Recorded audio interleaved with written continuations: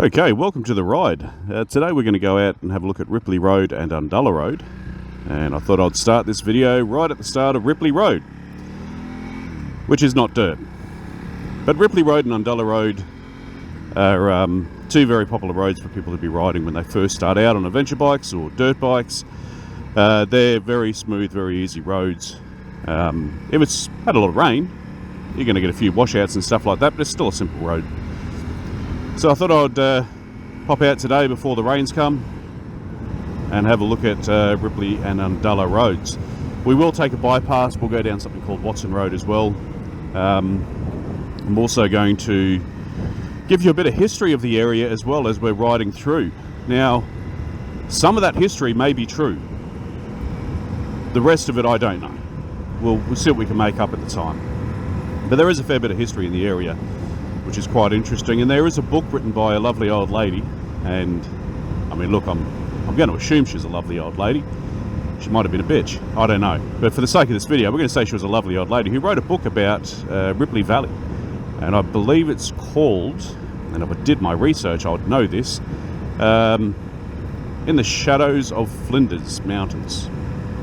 We'll say it's that. I'll if I'm smart enough I'll put a link in the video or something like that. Whatever, we'll put something up to say that I'm an idiot and I got it completely wrong. I didn't read that book, I didn't buy that book, I just read an article that mentioned that book, and that was my research of Ripley. And I didn't read the entire article because this is the internet, no one's going to fact check me, so I just read a little bit. So we got a little bit of information for our history tour of Ripley Road and Undullah Road. Now what we're going through now is classed as North Ripley. Yeah, North Ripley, we'll say that. There's no dirt road, so there's no point talking about it because who cares? There's no dirt road. Just a lot of potholes and traffic lights.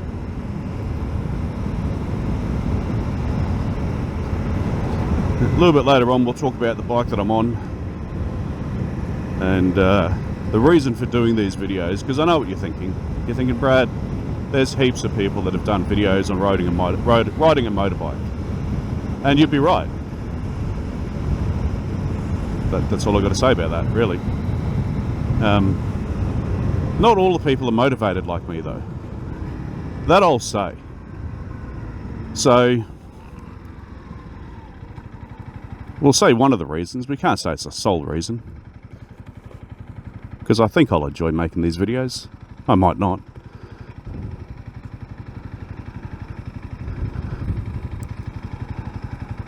So I got into adventure bike riding after watching Itchy Boots. Don't know who Itchy Boots are? That's not English. If you don't know who Itchy Boots is, I'd strongly recommend Googling her, or just search Itchy Boots on YouTube and watch some of her videos. That's what inspired me to get back on the motorbikes. Now, I hadn't been on motorbikes for about 20 years. A 20-year gap between me riding motorbikes and me watching Itchy Boots, thinking to myself, go buy a motorbike. So, and prior to that 20-year gap, the only bikes I rode were road bikes. So no experience on dirt bikes. And my wife actually ended up watching Itchy Boots with me as well. That's how good her show is. My wife has zero interest in motorbikes, but she'd sit down and watch it as well, and maybe I exploited the fact that she liked watching it. And I said, yeah, I think I want to buy another motorbike. And she said, yes, you should. So I did, with very little research. I googled adventure bike riders, looked at some videos, looked at the prices of them, and that was it. I didn't look at my capabilities on a bike with a 20-year gap and zero experience on the dirt. So I bought a KLR 650 because it was big, it was heavy, it looked cool, and it was cheap. So, bad move. I love that bike, I still own it. It's a brilliant bike. Now I know how to ride it.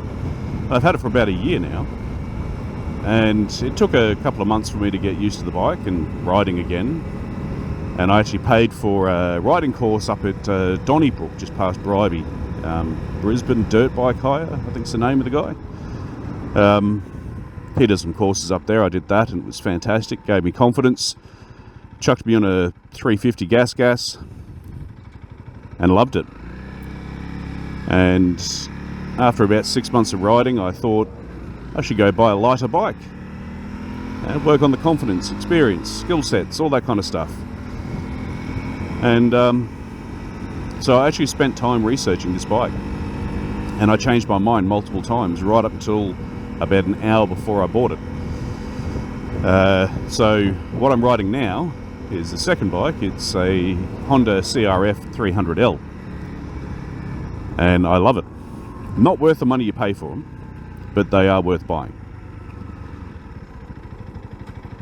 So I think I got this for $8,700. It's a 2024 because they don't sell the 2025s here. Something to do with people hugging trees.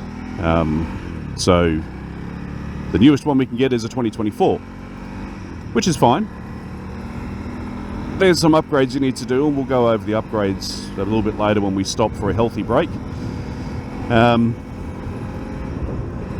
Not worth the money you pay for, but definitely a bike worth buying, if that makes any sense whatsoever. And if you're watching this video and watch videos in general hoping that they'll make sense, this is not the video for you.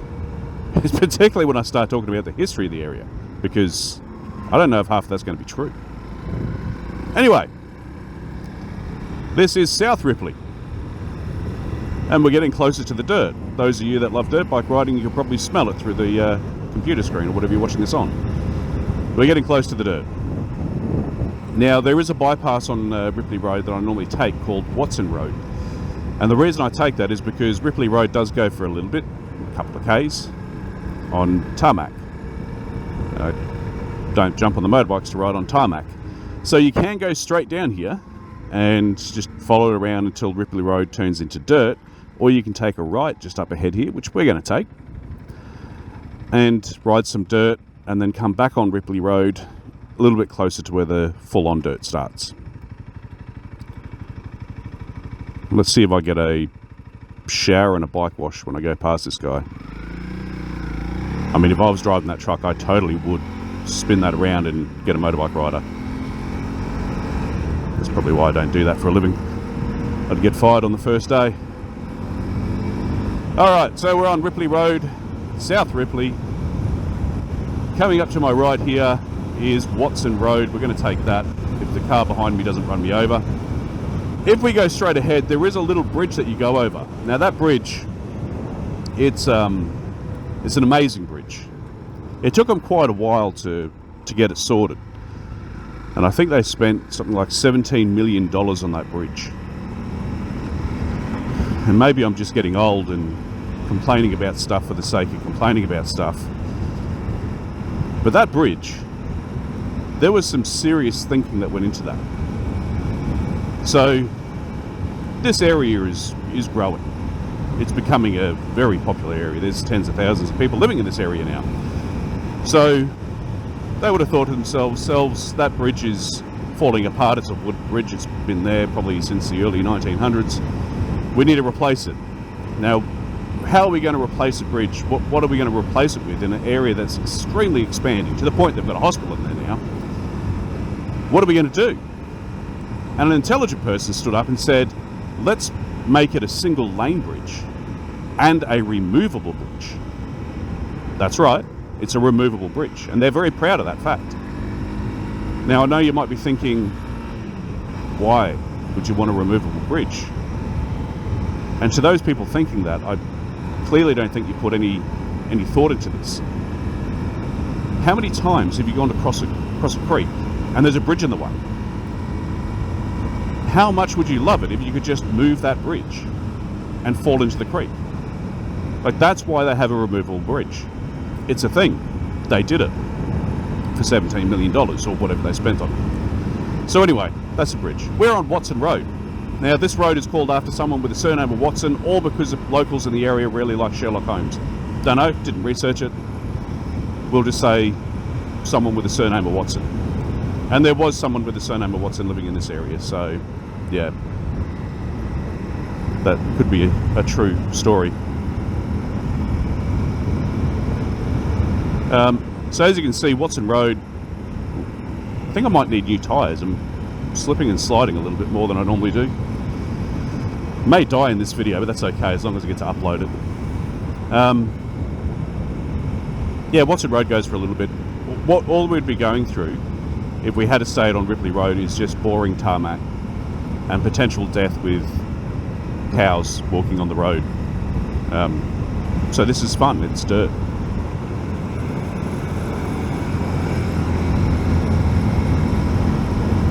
Just be careful when you're coming down these roads though, because you do get people in cars who think their cars are a lot wider than they actually are. And so they tend to take the corners really wide, and the blind corners, they catch you out on. I've had a few times when I've had to go home and get changed because cars were taking it really wide around some of these blind corners. This road's not so bad, but most definitely Ripley Road and Undala Road is where you're going to come into some head-on traffic. The only thing I've ever encountered along here is a wallaby and a lady riding a horse. And if you don't know, if someone's riding a horse, you're coming up to them, you know, if they're coming towards you, that is, just pull over and stop, turn the bike off so you don't freak out the horse. If you're coming up behind them, I don't know, I haven't had that situation. I'm sure someone in the comments will say that's what you're meant to do. There's a thing you're meant to do. I'll just say slow right down and move right over and let them know you're there. Don't hoon past them on one wheel and rev it.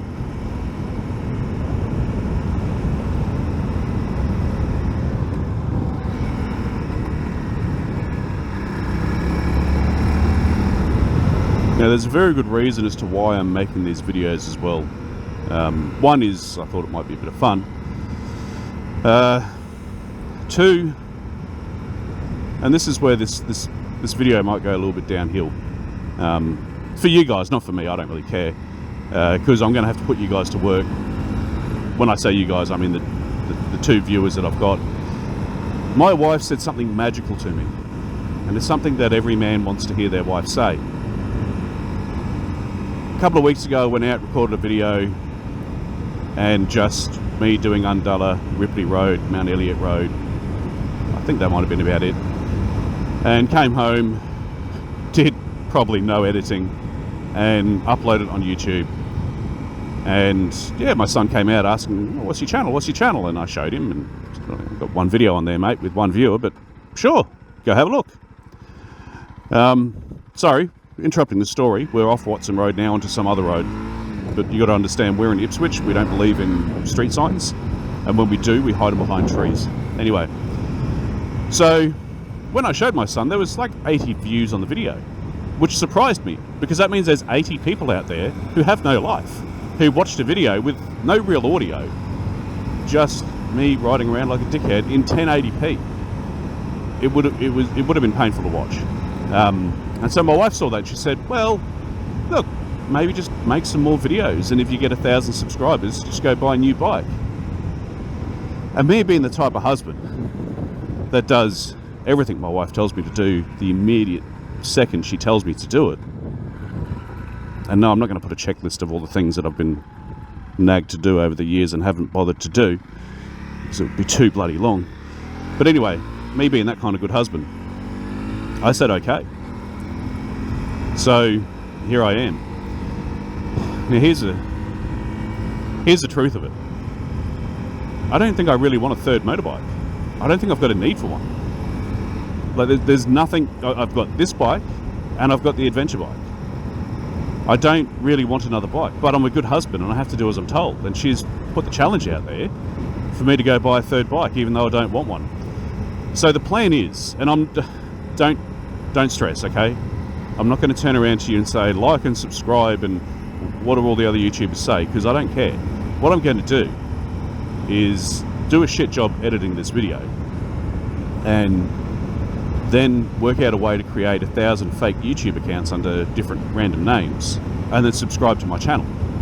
And those with you with morals, you might turn around and say, Brad, that's not the right thing to do.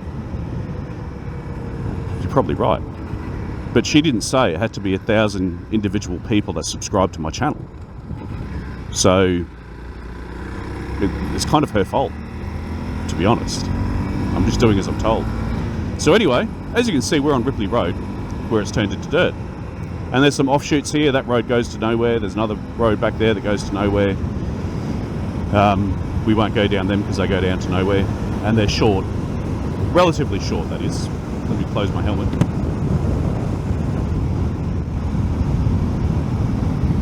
These parts stay to the left because you get cars with caravans coming over to your side of the road. Because as you can see, there's plenty of road for them, but they want more. As we get further down, you'll see a few more cows coming out on the road. There's one particular big bull that's a bit scary. He just looks at you and he'll move off the road when he bloody well pleases. There's a lake to your left. I don't know if you can see it.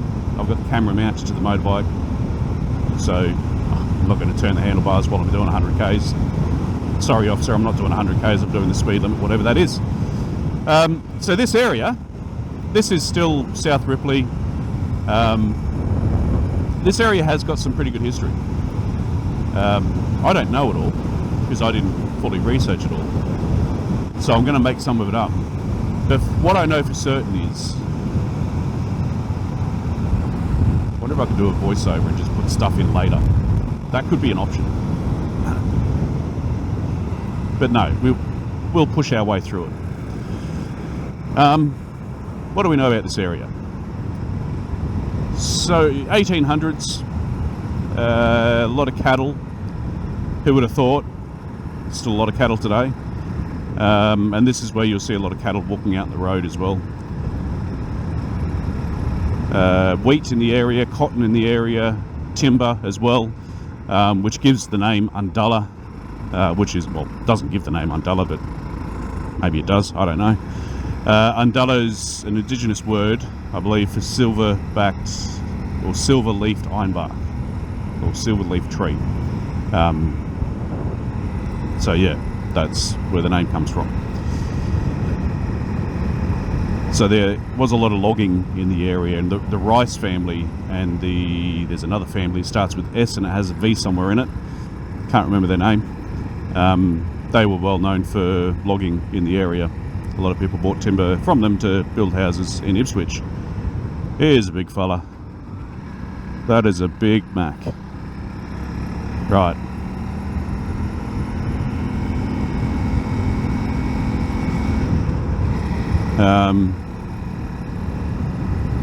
And there are some stories. So the book that lady wrote about the Ripley Valley, I didn't read it because that's what a good researcher would have done, and I'm not a good researcher. There were a couple of stories that the article mentioned. One of them was about an Irish guy and a Scottish guy. Scottish guy was called James. Irish guy was called, we're going to say Oliver, because why not? And they didn't like each other, and they ended up being neighbours. So that was a story in the book. There was another story, might have been a little bit more interesting. I don't know what your interests are. And that story was a little more interesting. I just can't remember it right now. So maybe you should go buy her book. I'll actually put in the description the articles that I found, and there was a research paper that I found as well, and that research paper, the government did it because they're looking to develop in the area, so they spent a few $1 million for someone to go around knocking on doors and asking questions, and it was an okay paper, to be honest, and that did give away some history of the area as well. And I did do some ancestry searches and trying to trace people down the area and old articles and stuff like that. There's one fellow, I believe he owned the Undala Ranch and or the Undala Station, and he died on horseback. One of them died. There's been a few people that owned it, but his wife actually saw him go down.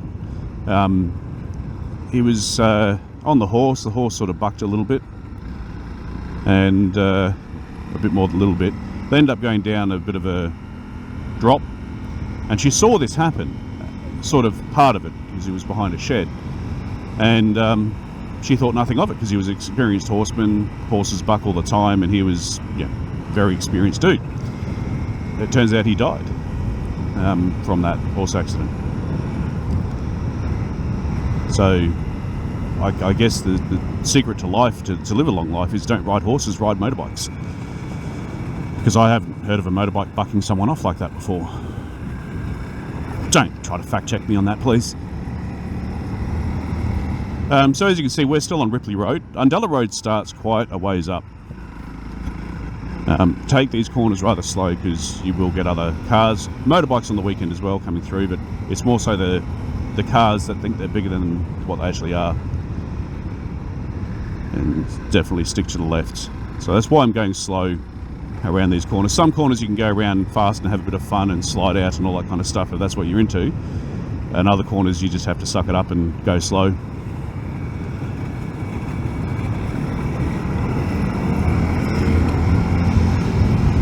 The first road that we're going to come up to, and as an offshoot road that you can actually go down, is called Rice Road. Now, there is a sign on the gate now saying private property, no entry, or something like that. I don't know, I don't read it. Just go through it. It's fine. There's someone called Chris on, I'm going to say Adventure Bike Riders Brisbane, one of those Facebook groups, put a post up with an email from the council confirming that you are allowed to ride on it. And I also did a search on the gazetted roads in the area, and it is a gazetted road, so you are actually allowed to ride on that road. I dare say the owner has put that up to stop dickheads from getting in there, because there are a few burning out cars and stuff like that. So that's probably why they've done it. It doesn't make sense. I mean, those people that are going to burn out cars, they're probably stolen cars. They break the law. I don't think they'd care about a sign, but maybe it helps. I don't know. So that's the first road that we're going to come up across on our left. Just remembered I'd slow down. And that is not a road you should be taking your big heavy adventure bike on when you're first learning how to ride it. Unless, of course, you want to die, then by all means, who am I to stop you? But I would recommend buying a bike like this, a little 300, and then taking that on Undala Road, not Undala Road, sorry, Rice Road, with some people. Go with other people, because you are going to fall off and you're going to need help. So this is the Rice Road entrance for those that want to know. So it's up here on the left. That's Rice Road. Don't take your big heavy adventure bike unless you know how to ride it properly, because it is very rutted out and it's not a road. It is a single track, it's an enduro track, or whatever you want to call it. It's a trail ride, and it is intense. It is very fun on a small light bike. It is not very fun on a big heavy adventure bike, and I know that from experience because I took my KLR 650 down that with my very, very minimal skill set, and it was sort of enjoyable until it wasn't. But I've taken this bike through there twice, once in the wet and it was nothing but slippery clay, you couldn't even stand up, and another time in the dry, and that was just fun. Very hard work, very intense, but fun. Alright, so the next road, which is a lot further down, oops, slow down, buffhead, there we go, getting a bit carried away there, would be Mount Elliott Road. And that road's got some history as well. It's a shame I don't know it. I know a little bit about Mount Elliott Road. We'll talk about that one day when we ride down it. Wild Pig Creek Road is another one. And Mount Elliott Road and Wild Pig Creek Road are two really cool roads that you can take your big heavy adventure bike down while you're learning, because they are very simple. There's one area, or there used to be, one area of Mount Elliott Road that was sketchy, had a lot of washouts, and it's a bit of a hill climb. Well, it's an incline, okay? Not really a hill climb, it's an incline.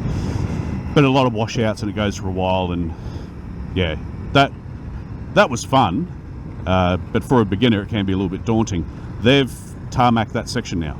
So it's all dirt road except for that section where they've tarmacked it, which makes it a heck of a lot easier and a fantastic ride to take your adventure bike on.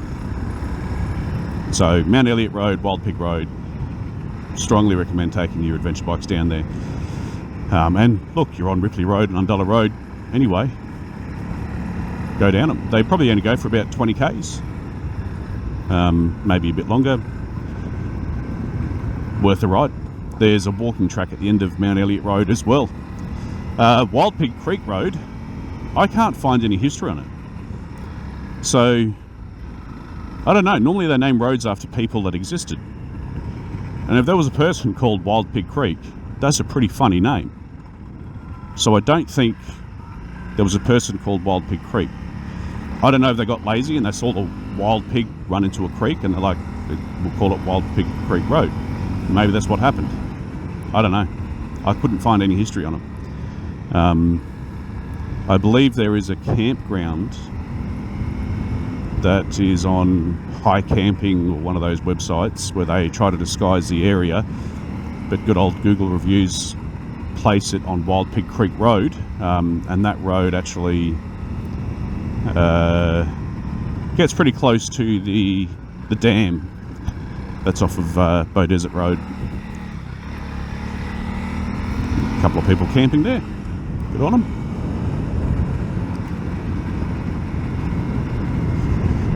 Alright, no cars coming. Still got to take it slow though. You can see through the trees if there's a car coming. If there's a caravan coming, most definitely just get right to the gutter, because those guys think they're driving a B-double.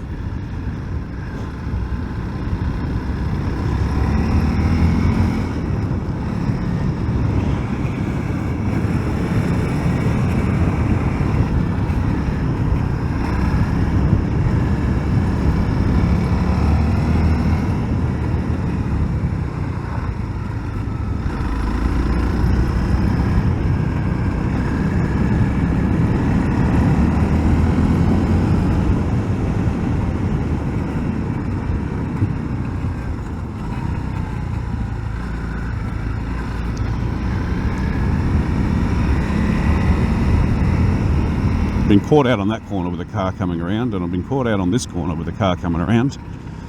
Because you're on a motorbike, they think that you could just ride up the mountainside to get away from them. They don't think that they could just stay on their side of the road.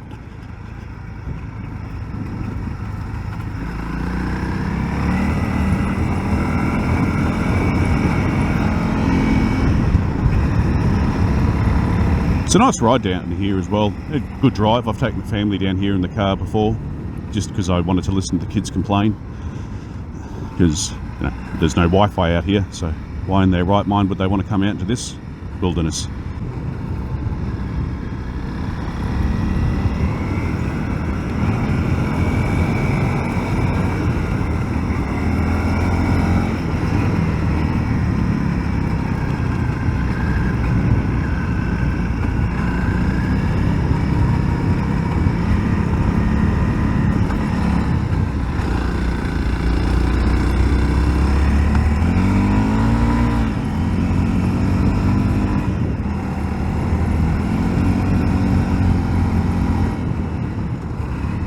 Alright, so now we're at the end of Ripley Road, and this is a cross section of Ripley Road, Undala Road and Mount Elliott Road. So, I think we're going to stop, have a health break, which is code for I'm going to have a Red Bull and a smoke, and we'll talk about the motorbike. We'll talk about some of the mods that I've done to it, why I got it, all that kind of stuff. Spoiler alert, the way that I got the bike is I walked into the shop and said I want that one, and they said yes. But there was a little bit to it before I got to that point. Let me undo this camera. Okay, so this is the bike. 2024 Honda CRF 300L. Nothing fantastic. Love the bike though. Still has the stock tyres on there, and it is pretty much stock, 100% stock, except for the stuff that I didn't leave on there, so it's not 100% stock. So things that I did, well, the first thing that I ordered was the new seat. So this is a seat concept seat. They say the most comfortable seat you'll ever get on a motorbike. Well, That was $750. I wouldn't have paid $750 for it if I had half a brain in my head and knew how bad it was. Look, they're better than the seat that comes with it. So the seat that comes with the 300L is horrendous. It's terrible. I've sat on planks of wood that are better. So you do need to buy a new seat. And this is why I say, look, it's a brilliant bike. It's not worth the money you pay for it, because there are mods that you need to do in order to make it a practical bike, like the seat, the handlebars, because they're going to fold over in about 2 seconds flat. They need to be done. The tyres are shit. You'll get by on them, but they're not great tyres at all either. The suspension, I'm going to leave mine for a little bit longer, but they could have done something a bit better with the suspension, to be honest with you. So that's why I say it's not worth the money you pay for it. I paid $8,700 for it. That was down from $9,200 or $9,500, whatever they were going for. So I didn't get ripped off that bad, I guess. Bash plate, why don't they include one? If people don't want them, they can just take them off, right? So yeah, there's things they should be doing to make it worth your money. That being said, it is worth buying one, because the handlebars, okay, I put the rental handlebars on there. They were only about $200. The seat was $750. That was a rip-off. I will take it to an upholsterer to get them to do a proper job, because the foam in that, it's better than the seat that came with it. You can sit on it for probably 40 minutes before you start getting numb. So it's not the be-all and end-all. There's much better foam you can put in there. So I'll go to an upholsterer and get them to do a proper job. The levers, so I've got the short levers on there, mainly because you are going to be riding the clutch. It's a dirt bike, not a road bike. And the ECU Stage 2 update I did on this bike as well, which does make a world of difference. And talking about that update, well, I'm going to talk about the update, the ECU update. You got a couple of options. Apparently I can't speak English today, so great day to do a video. You got a couple of options, right? You can buy one from America, cool, and you can get one from Australia. Well, I'd rather support an Australian company. You know, I say that. I can't remember their name. I know the upgrade is called Triple S ECU upgrade, so maybe the company's called Triple S. I don't know. I think they're up in Toowoomba. Google it. You'll work it out. I have faith in you. A lot of people were saying that this bike flames out. When you're going up hills or any kind of load on the motorbike, they're saying, yes, it flames out and it's not good. I'm like, okay. So the upgrade's meant to help that. So anyway, I did the upgrade. Before I did the upgrade, though, I rode the bike because I was impatient. The plan was upgrade absolutely everything and then take the bike out for a ride. Well, it took about a week for the ECU to arrive, which is pretty quick, and bit of a delay with the levers. Yeah, so I was impatient, okay? It was a new toy. I wanted to get on it and ride. And so I came down here, took it for a ride, and it didn't flame out. I put it through pressure, and it didn't flame out. So I think, and I've been known to be wrong multiple times before, just ask my wife, they're not using the clutch properly. And that may sound stupid or like an insult. And I don't mean it as an insult. If it is insulting to some people, that's just an added bonus. But I think they're trying to ride it like a road bike, not a dirt bike. Because on a road bike, you pull the clutch in when you change gear, right? Not on a dirt bike. So if they're not riding this like a dirt bike or using the clutch like a dirt bike, which would be a case of 2 fingers on the clutch because you've got to grip the handlebars, and when you're doing technical things, you're easing it in, you're easing it out, you're easing it in, and so on. You get it. I don't have to say that a million times. You're riding the clutch, you're using the clutch. It's a tool. It's part of getting power to the ground and restricting some of that power. And if you're not doing that, it's going to flame out, which is, the safe word for you're going to stall your motorbike because you're not using the clutch properly. That's my belief anyway, because this hasn't flamed out. Now, the Stage 2 ECU update alone is definitely worthwhile doing. I think it was like $500 or something silly like that. It wasn't much money. And the bike just wants to go. I've done inclines in third gear and it still chugs on up.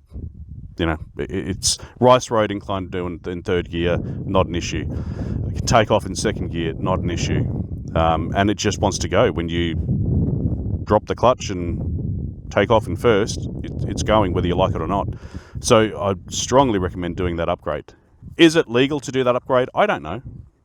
I'm not a copper, and I don't know if they know. I don't know. But I did it, and it's good, and it's worth it. Bark Busters I chucked on there as well, because my intention was to drop this bike. I haven't dropped it yet, and I've been riding it for a couple of months, but here's hoping. Actually, no, that's a lie. I did drop it. I dropped it, sort of.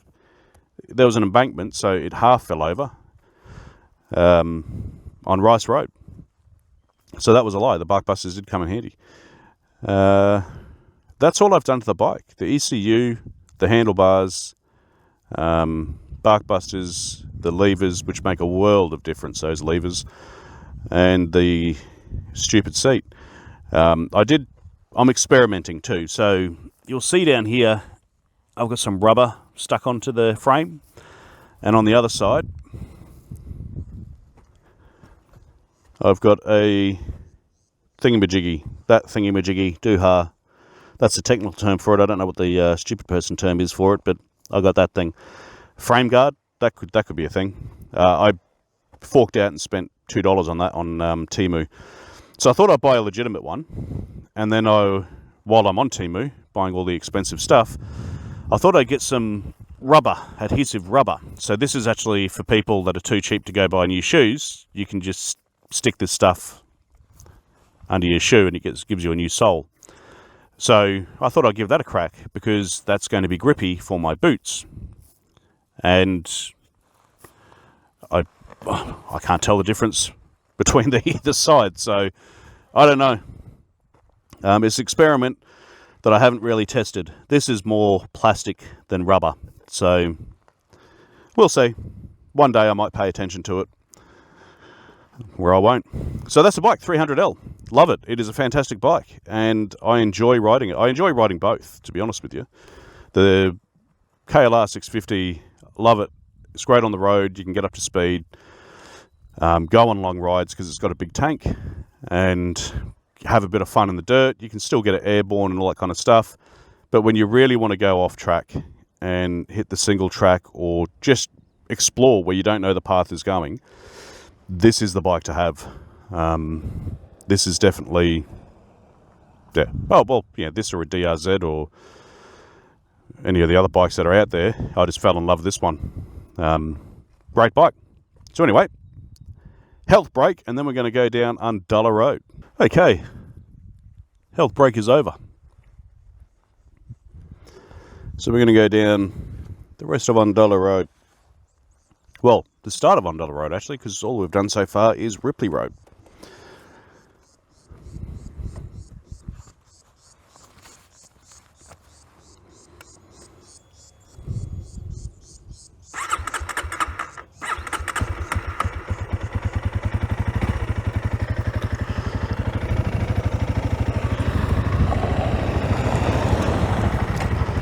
All right, so this is the start of Undala Road.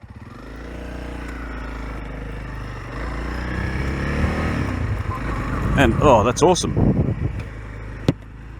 I was getting a bit concerned I didn't get to ride through people's dust, but now I do. Undala Road's not that long, and it's not as eventful as Ripley Road. What you see is what you get. There is one little bit in there, I guess, that's requires maybe 2 seconds of thought, but it's a pretty short road, pretty uneventful.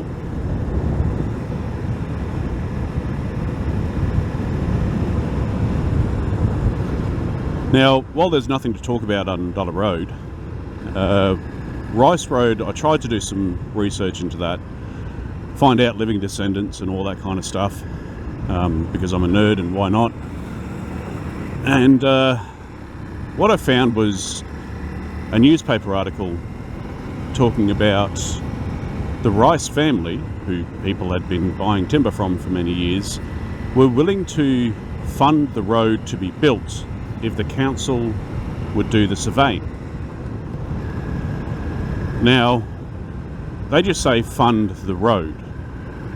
It doesn't say what road. And at that point, Undala Road was already through. So there's two roads in that sort of area. There's Rice Road and there's Dairy Road. So I made the assumption that they were talking about Rice Road. They were willing to fund it as long as the council would survey it. That's all I can find out about it. There was Henry Rice, and I think it was Jacob Rice. Jacob, I think, was the first one to get 300 and something hectares. Henry got an additional 600 and something hectares. And that's it. That's all I could really find, which is a shame, because there's got to be more history to the area than that. And as for the indigenous history in the area, other than the name Undala, I don't know. There's not a great deal. There were somewhere down here some big round encampments. I'm not sure the exact name of them. And they thought for many years that that's where the indigenous people had wars. Couldn't have been further from the truth. It's where they celebrated and had their meetings. So there was a few of them down here, and they've removed those structures, which is ridiculous. That would have been fantastic to see. I love my history. I'd love to be able to see that stuff. And there's quite a few of them in the Ipswich area, those round encampments, whatever you call them. Would have been great to see. Anyway, they're not here anymore.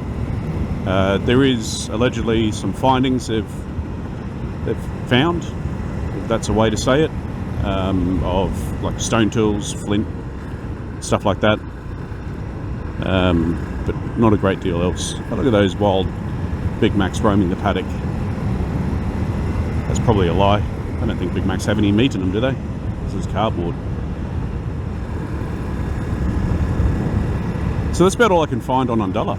I'd love to find some more, and maybe I'll do some more research and see if there's more to be discovered. And I will put that research paper up that I found that has a bit of stuff in there as well. Oh, here's a cool driver with a caravan.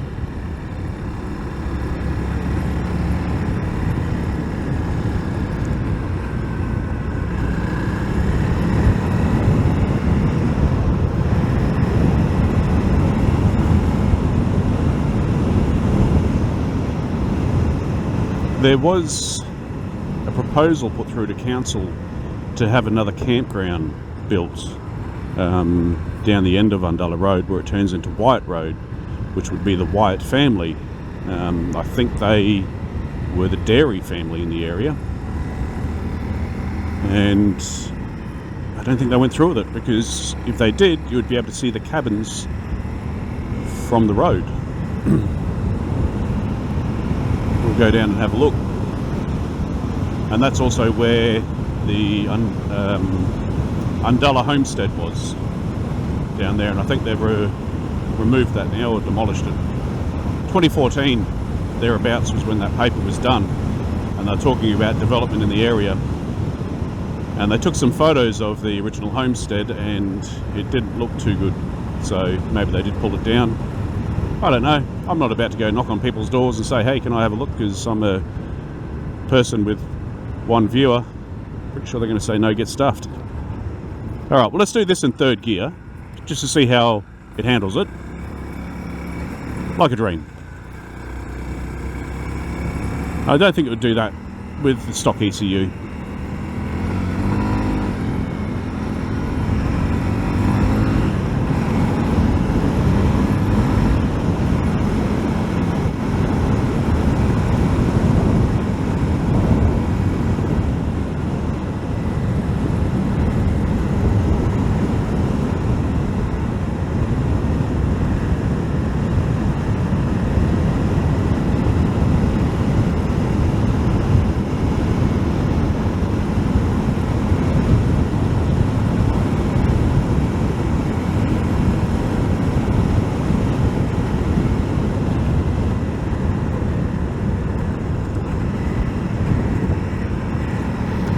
Alright, so Wild Pig Creek Road entrance is here. That doesn't go all the way through. Again, that probably only goes for about 20k.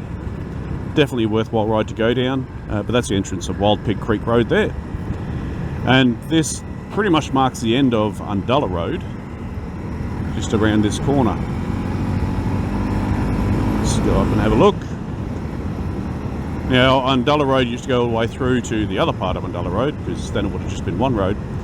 But there's a bridge that was apparently perfectly fine in 2014, but sometime after that they decided to close it down and never rebuild it. Or maybe they are planning to rebuild it. It's been 10 years and they still haven't done anything, so I don't